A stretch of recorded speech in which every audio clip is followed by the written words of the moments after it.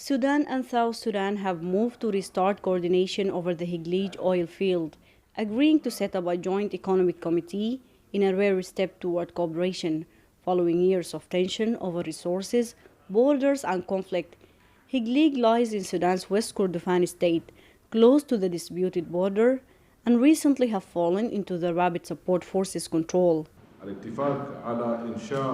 The two countries agreed to establish a joint economic committee to strengthen cooperation in the areas of investment, trade, energy and oil, agriculture, transport, infrastructure, and to support partnerships between the public and private sectors in both countries. Since South Sudan gained independence in 2011, the oil field has remained a persistent source of tension, briefly captured during fighting in 2012, and later becoming a focal point of ongoing disputes over sovereignty and how revenues are shared. The renewed discussions come at a pivotal time. Sudan is grappling with a prolonged war, dwindling state revenues, and battered infrastructure, while South Sudan remains heavily reliant on oil exports, crude that must transit Sudan to reach international markets. From Port Sudan, Sudanese officials say the agreement aimed at managing oil production, revenues, and technical coordination, but analysts say the implications could extend far beyond economics. For both governments, cooperation may now outweigh confrontation. Stability around Higleaj could ease border tensions, improve security cooperation, and rebuild a measure of trust between Khartoum and Juba, even as both face internal instability. At this critical juncture, enhanced technical cooperation offers clear short-term and long-term strategic gains for both countries.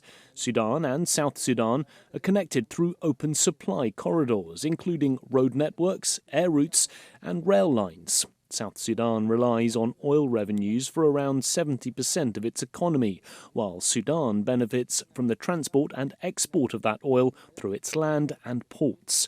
This creates a mutually beneficial and balanced relationship, one that could serve as a regional model for managing shared economic interests during periods of crisis.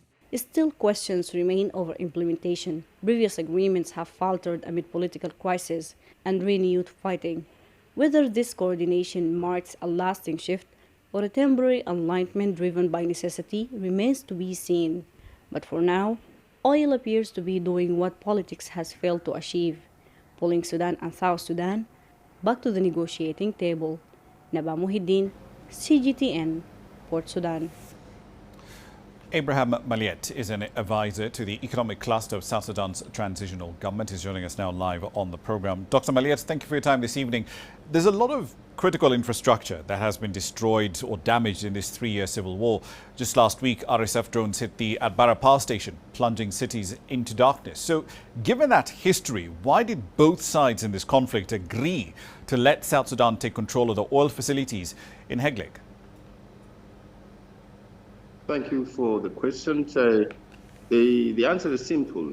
It's the warring parties in Sudan would not want to destroy the oil flow from the territory to Port Sudan. Therefore, they have to look for a neutral party to control, because South Sudan is not so retain our independence, our impartiality, to make sure that oil is international commodity and it should be safeguarded all along.